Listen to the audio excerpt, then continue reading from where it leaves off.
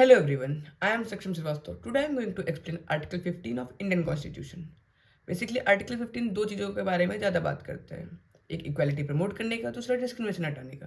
Discrimination हमारे साथ किसी भी बेसिस पे हो सकता है, लाइक कास्ट की बेसिस पे, रिलीजन की बेसिस पे या जेंडर के बेसिस पे। अपार्ट फ्रॉम दैट किसी भी बेसिस पे अगर हम लोग साथ डिस्क्रिमिनेशन हो रहा है तो हम लोग आर्टिकल 15 का यूज़ कर सकते हैं अपने आप को प्रोटेक्ट करने के लिए।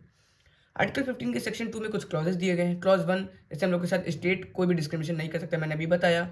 हाँ, प्रोविज़न ला सकता है अपना इकोनॉमिकली वीकर सेक्शन या बैकवर्ड क्लासेस को प्रोटेक्ट करने के लिए, बट हाँ, कोई भी हमारे साथ डिस्क्रिमिनेशन नहीं कर सकता, उसको राइट नहीं है। और जो हमारा क्लॉज 2 है, वो पब्लिक फैसिलिटीज़ के बारे में बताता है। पब्लिक फैसिलिटीज़ लाइक रेस्टोरेंट हो गया, होटल्स हो गए, मॉल्स हो गए, पब्लिक वॉशरूम्स हो गए, हम लोग यूज़ कर सकते हैं विदाउट डिस्क्रिमिनेशन। क्लॉज 3 हमारा जो है वो वुमेन्स के एंड चिल्ड्रंस के राइट्स के बताता है कि अगर वुमेन्स के लिए और चिल्ड्रंस के लिए कोई भी प्रोविज़न ला रहा है स्टेट, तो उसके लिए कोई भी आपसे ऑब्जेक्शन नहीं कर सकता है। क्लॉज 4 जो है, अगर स्टेट कोई भी प्रोविज़न लाती है इकोनॉमिकली वीकर सेक्शन या जो बैकवर्ड क्लास है उनके एजुकेशनल इंप्रूवमेंट के लिए, तो उसके लिए कोई भी ऑब्जेक्शन नहीं कर सकता है। और क्लॉज 5 जो है, जैसे आपने देखा होगा बहुत सारे कॉलेजेस हैं जिसमें उनकी सीट रिजर्व होती है ओबीसी की, एससी की, एसटी की, तो वो हमारा क्लॉज 5 में डिफाइन करता है। और जो हमारा क्लॉज 6 है, वो हमारा 103rd कॉन्स्टिट्यूशनल अमेंडमेंट 2019 के थ्रू ऐड हुआ था, जो हमारा ईडब्ल्यूएस के बारे में डिफाइन करता है, इकोनॉमिकली वीकर सेक्शन। जैसे जनरल भी सब पैसे वाले और इम्प्रूव नहीं होते हैं, बहुत अच्छे नहीं होते हैं, मतलब हर फील्ड में, जैसे मुल्क का स्टडी हो गया या पैसे की फील्ड में हो गया, तो उनके लिए वो भी ईडब्ल्यूएस में आ सकते हैं, इसलिए क्लॉज 6 को इंट्रोड्यूस किया गया था।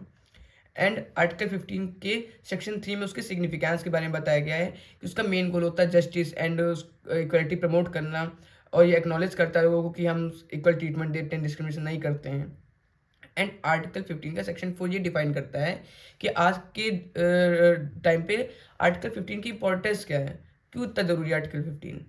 तो आर्टिकल 15 आज भी ज़रूरी है क्योंकि काफ़ी सारे स्टेट्स हैं, विलेज हैं, टाउन हैं, जहाँ पे आज भी डिस्क्रिमिनेशन होता है, इक्वल ट्रीटमेंट नहीं मिलता है, तो आर्टिकल 15 को एज अ सेफगार्ड वो लोग यूज़ कर सकते हैं अपने आप को प्रोटेक्ट करने के लिए।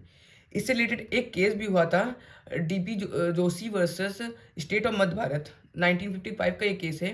इसमें एक मेडिकल कॉलेज को चैलेंज किया गया था कि आप अगर जो सीट रिजर्व कर रहे हैं उससे हम लोग का लॉस हो रहा है, बट उसमें जो जो हमारे जुडिशियल सिस्टम होता है उसने अपना आदेश दिया था कि जो भी इसमें हो रहा है वो स्टेट को प्रोविज़न का राइट दिया गया है। आर्टिकल 15 1 में देखा जाए अगर, तो उनको पावर है कि वो कोई भी प्रोविज़न अपने एससी, एसटी या कोई भी बैकवर्ड क्लास को प्रमोट करने के लिए ला सकती है।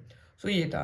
तो इन द एंड मैं ये कहना चाहूँगा कि आप ये याद रखें कि अगर आर्टिकल 15 की बात आती है तो आप ये याद रखें कि इक्वल ट्रीटमेंट एंड डिस्क्रिमिनेशन हटाने की बात होती है। Thank you so much.